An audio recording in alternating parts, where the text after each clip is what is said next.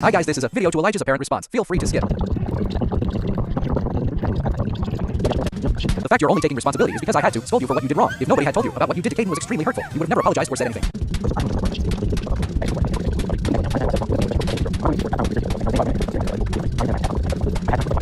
These incidents were not only in 2024. They've happened all the time throughout the years knowing him. Yes, me, and my friends also joke sexually, but they were never as bad as his jokes, and our jokes were hardly ever towards him. He was the one constantly trying to involve himself with us.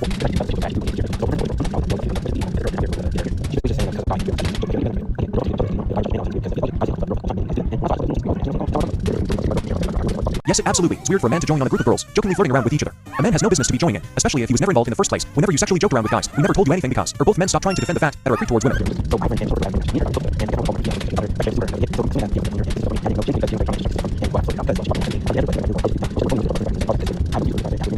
I don't know what he's talking about in the beginning. It makes no sense, but you do not need an explanation for everything. She had already been keeping her distance with you for months. That should have been your first hint. She blocked you. Just move on. If you're so desperate, then here's why. Notice how every female friend he's had complains about his sexual, flirtatious behavior.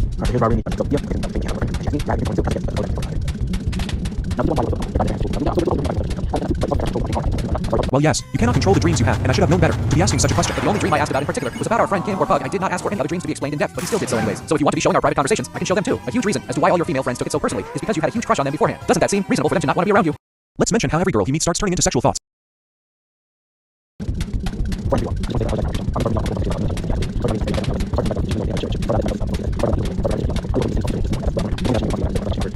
You've apologized so many times for your behavior. We always forgave you because we believed you actually changed, but you never did. And truthfully, I don't forgive you.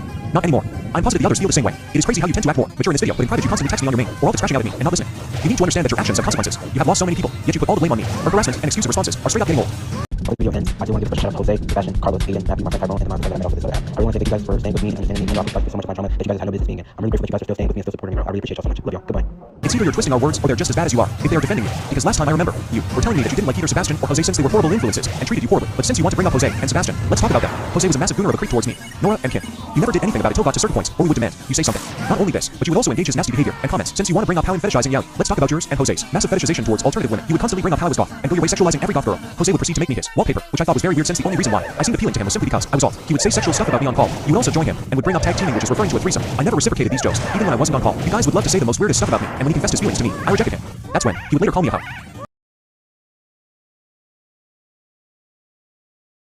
Why would he call you a hopeless? Because I had again rejected him and got into a relationship about a while later which was short-lasted. Then I had met another person in which the amazing girlfriend I am currently with. The timing was very coincidental, but also due to personal circumstances. Anyways, lastly with Sebastian, it's bizarre how you would call our own friend a pedophile only to scare a group of kids. You both are two grown people trying to scare children by lying that he's a groomer. Even if he isn't, it doesn't make it okay to joke about that to elementary schoolers. I was a victim of grooming as well. If an almost 18-year-old on Discord was telling me that he was going to invite a friend who was a pedophile while I was a kid, I would be horrified. It's common sense. Sebastian is also a huge instigator who allows disputes to happen, only because he finds it funny and never takes serious situations seriously. He encourages you guys to argue and only laughs about it until it's about him. But that's all I have to say about him. Anyways, my actual honorable mentions goes to my boyfriend, Kim, Nora, and Caden.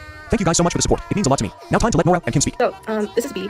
I wanted to share a few words on my take of this whole situation. This whole thing started because of the fact that Elijah/Star was far too late to take accountability for everything that he has done. There have been millions of times we tried talking to him about his behavior and helping him to reflect on himself, because at one point he was a friend that we cared for deeply.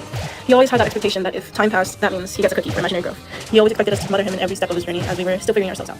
Mind you, he is older than us, yet he would cling on to us thinking that we would know everything, even though we were drowning with our own things. We can't save anyone else if we can't save ourselves. Unlike Star, we have learned and grown over the 4 years of our friendship, but he refused, refused to mature and refused to change, to grow, and to listen to us, and refused to acknowledge anything that he did wrong until it was too late, which is what he's doing right now. And I just have a question. Why did it take everyone leaving him for him to finally see that his actions were clearly not okay? There have been many instances where we had to take breaks or block him because he refused to do something about it, and all he could provide us were false promises, and again, he assumed time would automatically mean he has grown. I fell for this lie too many times because I wanted to give him the benefit of the doubt, even when my friends told me not to.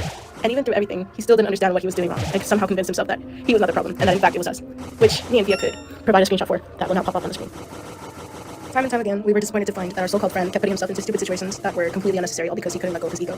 Another thing that I think anyone could agree with is how creepy it sounded when he would try to convince Pug to be comfortable with men as they are with women. Even when the boundary was placed multiple times, he constantly stepped over it and continued to make sexual remarks as a joke towards not only them, but us. Star claimed that he could not control his sexual dreams, and one could argue that it's true. But I argue that it's not normal for a guy to have dreams of every single female friend he's ever had the moment he becomes close to them. It's very strange. It not only shows that he's lustful towards females, but it shows exactly the kind of mindset that he has, which is the very thing that influences those kinds of dreams, even if he didn't mean to. The difference between us and Star is that we always asked each other beforehand if we were comfortable with our gestures and jokes with each other. He joined in thinking it was fine, when in fact, it made us all uncomfortable, sorry. That's all I gotta say for now because I do not want to dive deeper into this, because I no longer want to be involved. Hello, my name is Pug, one of his ex-friends. Also his victim as well. I met TS at high school in freshman year in 2023. With Phia as well, and during our friendship he was very violent towards me, and the others are. He will verbally attack me and the friend group, especially me a lot. It's just the point we act physical towards him. But throughout around his sophomore year, he drowned me 3 with someone in our friend birthday party, but Tots goes on it another time with the main part that how he was online. In online, he is a very immature and ignorant person. Even if we told him to change, he would not at all. We tried everything to get him to stop him from doing anything from his actions, but never listen. He makes sexist jokes, racist jokes, rape jokes, and make fun of our traumas at all. Also, his guy makes fun of our interests and proceeds to copy us. That don't make no sense. Mind you, his group is half of girls. We told him multiple times to stop joking about BC. We are uncomfortable. He said he will change, but a promise will always be broken. Don't get me started if his male group did the same as him, of course. They make these jokes while we in call or playing and will make us extremely uncomfortable. One of his friends tells his the woman's only purpose is to be brief and at the house. Instead of Star saying something or say it's wrong, he agreed W him. It got so bad that my parents forbade me to talk to him ever again. Because of the drowning because I had to go to the doctors for the serious issues of my ears. But also how he was very disrespectful and very disgusting in his behavior. And you thought that this is the time to show that he can change. No, he proceeded to get worse. But short story at most, all he never changed. He never really apologized at me getting drowned, being verbally attacking, saying he will rape me, making excuses of his disability or his religion BTW. I have the same disability as him BTW.